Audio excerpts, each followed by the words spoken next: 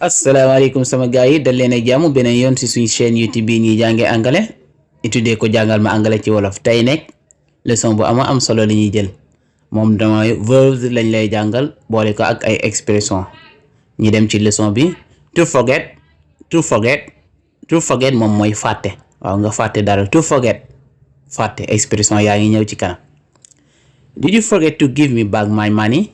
Did you forget to give me back my money? Did you forget to give me back my money? Ndax dang maa fàtte wala nga ne ko xanaa dang maa fàtte delloo sama xaalis ndax dang maa fàtte wala ndax dangaa fàtte xanaa dang maa fàtte delloo sama xaalis. Did you forget to give me back my money? Don't forget to bring back my bag. Don't forget to bring back my bag. Loolu buñ ko waxee moom mooy signifier bul fàtte dolloo si sama saag bi. Don't forget moom mooy bul fàtte. Don't forget. Donc to bring back moom mooy dolloo si delloo si nga abon dolloo si waaw don't forget to bring it back bul ko fàtte indiwaat fii nag dana ko don't forget to bring back my bag. Bag bu mujj bi bag boobu mooy signifier saag bul fàtte dolloo si sama saag bi. ñu demaat ci beneen. Did you forget me? Did you forget me? Did you forget me? Did you forget me? Ndax danga maa fàtte? Did you forget me? donc ma waroon lay jox dara joxuma la ko waaw nga waaye kanaa danga maa fàtte. Did you forget me? ndax danga maa fàtte. Did you forget him? ndax danga koo fàtte. To stop moom mooy bàyyi comme ça ma ne la aay la dara no la bàyyil nelaw yu bëri waaw wala bàyyil di joxe information yu baaxul danañ ko gis ci kanam. Stop giving false information. Stop giving false information. Stop giving false information.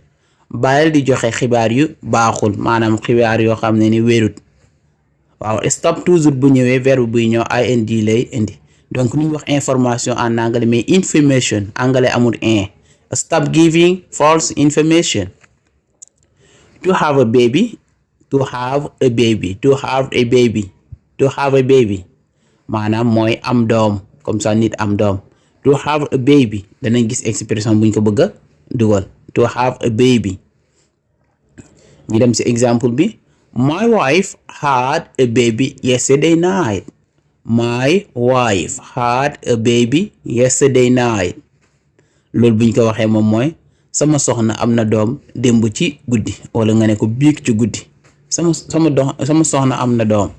My wife have a baby. My wife had lu tax ñu def had moom mooy wax ji dafa passé démb ci guddi la. My wife had a baby yesterday night. To get married. To get married. To get married.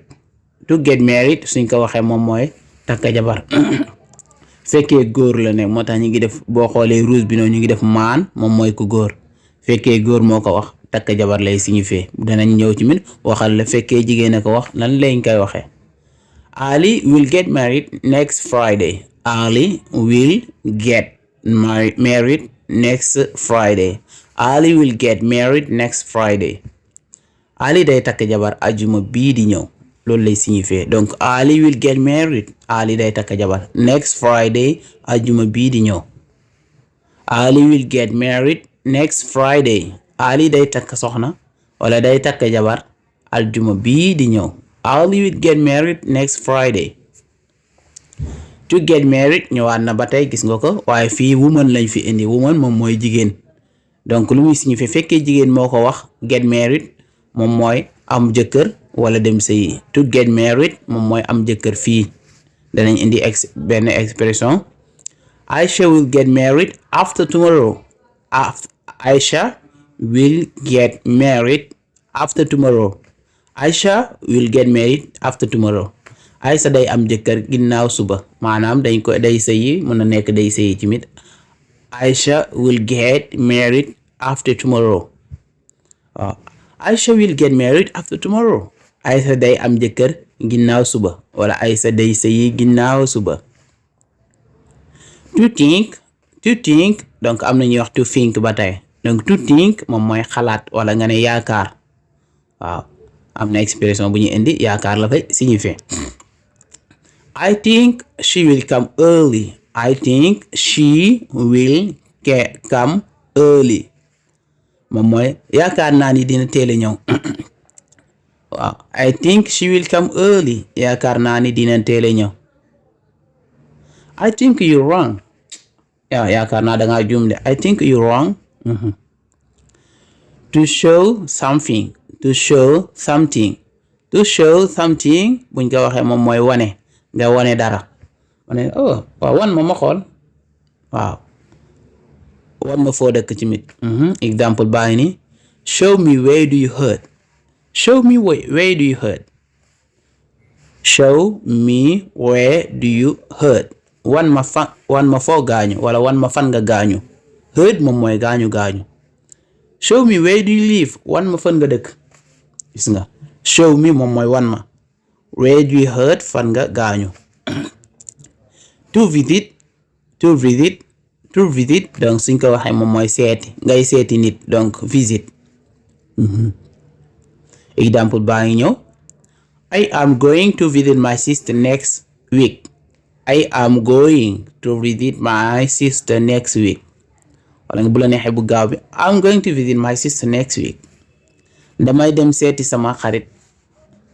waaw I am going to visit my sister next week. damay dem seeti sama mun na nekk mag bu jigéen waaw wala rakk bu jigéen.